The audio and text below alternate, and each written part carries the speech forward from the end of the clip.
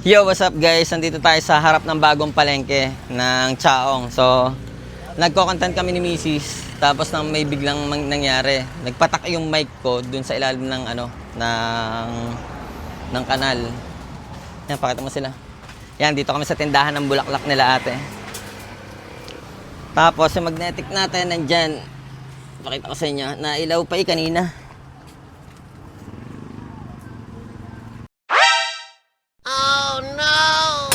Yun.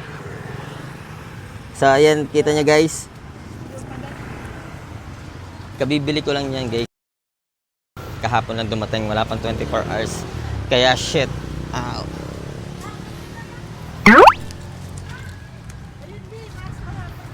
Yun.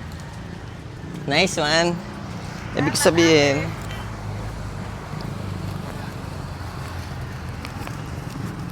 wait lang te. Te, wait lang. Baka magdala.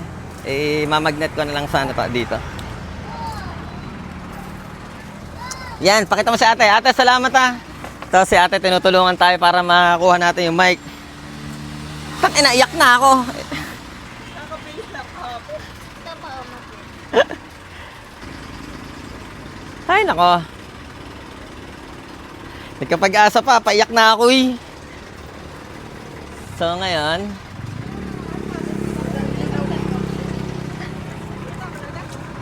ha? Yun, nailaw pa eh.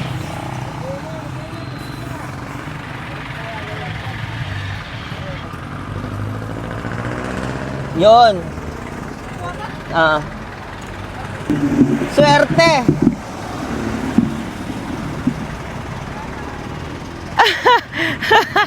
Ay, salamat naman. Diyos ko. Ayan guys, Holy Lark M2. Nagana pa rin siya hanggang ngayon. Sana nagana pa rin. Hopefully, waterproof tong Holy Lark M2 nyo guys. Yo mga ate, salamat. Una na kami. Nakuha na namin yung mic. Ayan sila ate, ang tumulong sa atin para makuha natin tong tong mic natin. Wow! Anong bulaklakan to? Ang pangalan ng bulaklakan Flower nito? shop po. Ano yan? Bibs Flower Shop. Ano? Bibs Flower Shop. Bibs Flower Shop. Ayan, bumili na kayo dito guys. Mababait yan nagtitanda dito. Anong pangalan mo te? Linet Kwasay po. Linet Kwasa, ikaw te? Leslie po. Si Leslie. Nanson. Ayan, shoutout nga pala dito sa mga tropa dito. Yo guys, aalis na kami ha. Salamat sa inyo. kami bibili. Sa inyo kami. Babawi kami sa Undas. So kayo guys, dito na kayo bumili sa Bibs Flower Shop. Ayan. Tanga, napayak na ako kanina. So guys, dahil nagpatak siya sa kanal doon sa palengkeng bago. Sana waterproof tong Holy Land Lark M2 natin. So linisin muna natin siyang ganyan. And hopefully, nagana pa siya.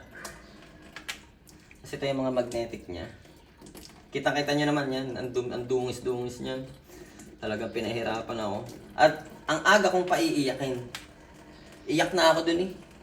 Sa palengke. So, ayun guys. Nakita nyo na ang mga pangyayari. Mga pangyayaring naganap. Ngayong umaga, ang kamalasang medyo sinuwerte naman. So, itatry natin ngayon sa cellphone ni Janita kung nagana pa tong Holy Land Lark M2. So, ayan, naka-recording na siya guys. Recording na. So, try natin. Lalayo tayo. Titignan natin kung mapipick up pa rin niya tong boses ko. Kasi diga may sariling built-in mic ang mga cellphone. So yun, imposible niya na ako marinig dito at maging maganda ang quality ng boses natin kung mic ng iPhone ang gagamitin. So yun, the moment of truth. Let's go! Nangyari. So ayan, naka-recording na siya guys, recording The moment of truth. Try natin. Lalayo tayo, titignan natin kung mapipick up pa rin niya tong boses ko. Kasi diga may sariling built-in mic ang mga cellphone. So yun, imposible niya na ako marinig dito at maging maganda ang quality ng boses natin kung mic ng iPhone ang gagamitin. So yun, the moment of truth. Let's go!